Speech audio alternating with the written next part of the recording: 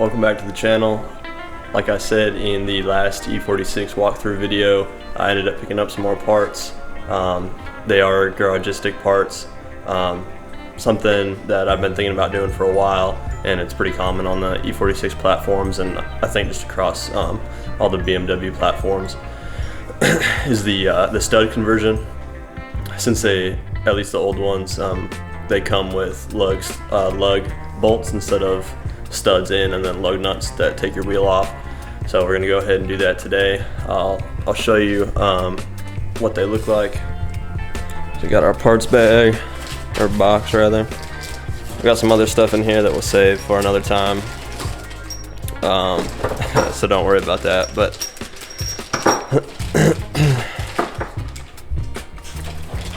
yeah, just a whole box of goodies. But these are the studs. They're just you know, regular black Garagistic studs. And I went with the 90 mil option just to accommodate a bigger spacer if I ever do decide to run them. And then just the lug nuts for each wheel. I probably went a little overkill with the 90. I could have stuck with the 68 mil, but I figured I might as well just get them a little bit longer now and then save having to spend another 100 or so to get longer studs later. And then we just picked up a very cheap set of same thread as the regular lug nuts so that we can install the studs using the double nut method. This will be my first time installing studs, so I just looked this up on YouTube. Fairly common way to do it is to just lock the two nuts very tightly on each other, and then you can use those to torque the stud in instead of using the Allen key, which are almost definitely going to round out trying to torque them in. So yeah, let's go ahead and get outside and get started. All right, so we got our tools ready. Start taking the wheel off. You've seen me do that quite a few times now, but the reason I ended up going with the studs is just, for one, it makes it a lot easier just to throw the tire back on. If you have Beamers, you know it's kind of a bitch to throw them on with just the lug bolts and keep them there while you're trying to line everything up. So that'll be super nice. On top of that, I think the black will just be a nice tie-in with the rest of the color, and we can get rid of these just kind of old gray looking lug bolts. And on top of that, apparently they're stronger, and I do want to start autocrossing and maybe doing some track days with the coupe. So it's just a good thing all around to add to your car.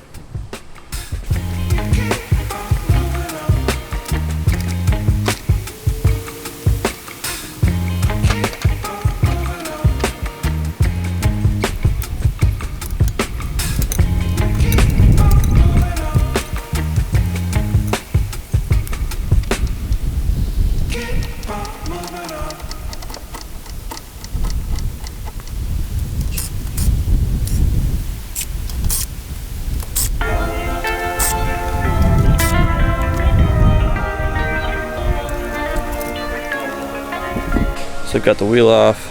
Now we're gonna start going in, grabbing some studs, running them in, and then we'll tighten the double nuts up and torque them down. Go ahead and put some blue thread locker on the end just to keep it secure in there.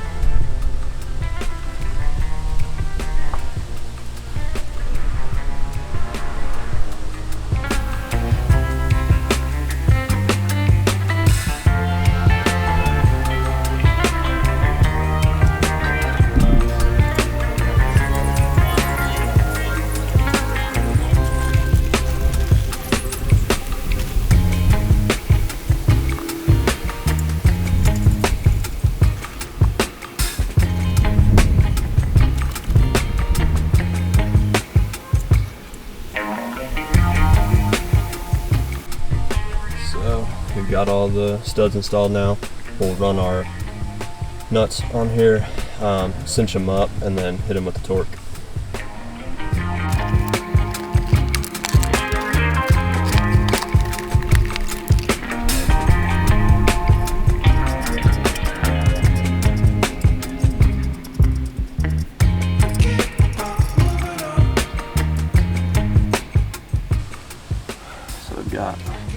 2 nuts.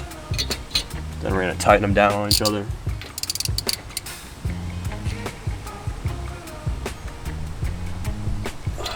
As much as you can. All right, so the Garagistic website says the studs need to get torqued 27 to 32 foot-pounds. I'm just gonna go ahead and do 32 foot-pounds just to be on the higher end of that.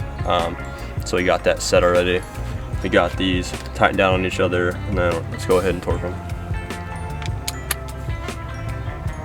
Then just to make it easier, I'm gonna run that through so as I'm going it doesn't start moving the wheel.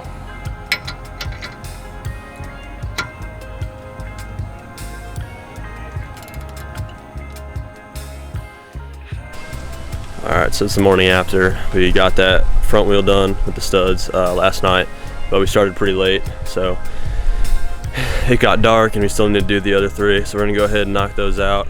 Like I said, it's pretty straightforward.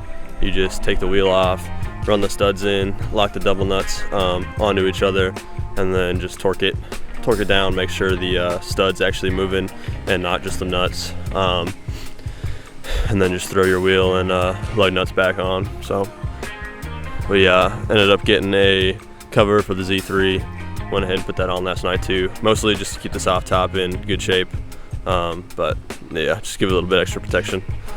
But yeah, let's go ahead and knock this out. It is looking kind of shitty out, so hopefully it doesn't rain or do anything too crazy, but yeah, just go ahead and get the time lapse going.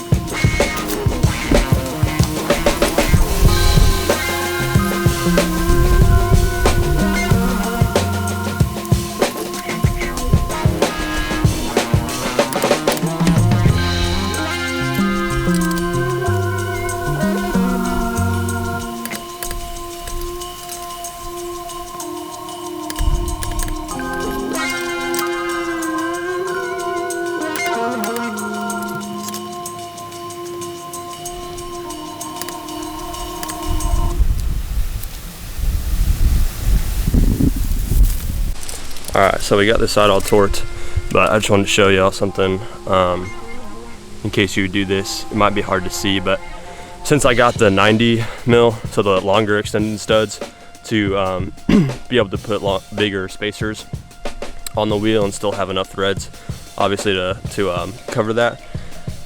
If you look in there, it might be kind of hard to see with the lighting, but even the deep well socket doesn't fully seat on the lug nuts. It'll get like halfway on it. Still able to torque it, everything like that. Just something to be aware of. And eventually, I mean, I did get these so I could run spacers.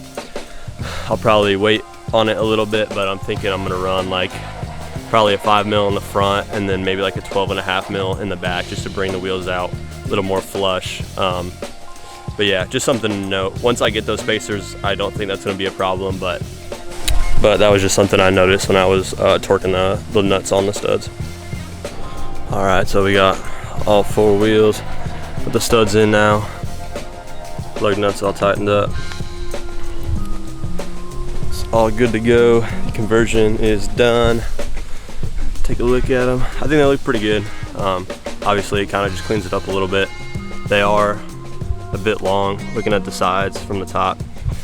They do kind of stick out over the lip of the wheel, but like I said, I'm probably gonna get spacers and that'll help. And I just didn't want to spend the money on the 68 mils and then have to go with spacers later and then have to buy another set of studs that were longer. So, but yeah, so studs are in. Overall, it's not that hard of a process. I would just say it gets kind of repetitive. That's why I didn't film all of it. So once you do the first one, you kind of get how to do it, and then it's just repping out five torques per wheel all the way around.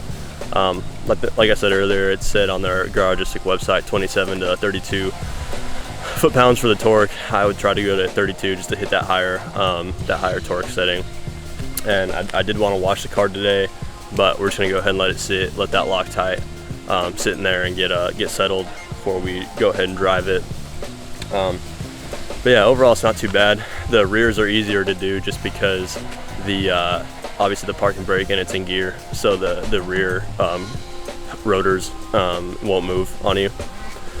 So it's a lot easier to just torque because that'll stay on its own. But for the fronts, you have to hold the rotor while you're torquing. So I just jammed my breaker bar in between two of the lugs, or two of the studs, while I was torquing it just to hold the rotor in place. So it's a little more inconvenient, but really it's not that bad. And it's my first time using the double nut method to put studs in, and it actually works pretty well. You just need to look at the stud while you're torquing and make sure that it's actually turning and not just the nuts moving, because there was a few times, especially on the fronts, since it's harder to get the nuts tight because the rotor can move, you'll get pretty close to that final torque that you're trying to go for, and you'll see the nuts just start moving and the stud will stay. So you got to tighten them back up and then get that last little bit to get it torqued. But that was pretty much it. Overall, not a bad install. It took a little bit to do, but like I said, it's not hard. It's just kind of tedious just because you got to do it, just over and over again. But all in all, it's a pretty good upgrade, I think. It'll definitely add some rigidity, hopefully, to the wheels as you're cornering, and it's probably not going to matter until I go drive it hard on the track and stuff like that. But I'm sure you've heard stories or seen people have a wheel come flying off, so I'd rather avoid that while we can. But yeah, pretty clean overall. I think it definitely helps with the looks from those old crusty lug bolts that were there before. So now I'm just excited to get some spacers going in. Probably do, like I said, a 12.5 in the back, bring it a little more flush with the fender line, and then just a 5 mil in the front and pull it out a little bit. So yeah. So that's gonna be it for today, guys. We'll see what happens with the next video. We got some more parts coming in that I'm gonna be installing, but we're slowly on our way to getting it ready for autocross, track days, stuff like that. So every video we're just getting one step closer. So thanks for watching. Hopefully that maybe helps some of y'all if y'all are going through the same thing, and if not, hopefully it was a little bit entertaining. But yeah, thanks for watching, y'all. See you next time.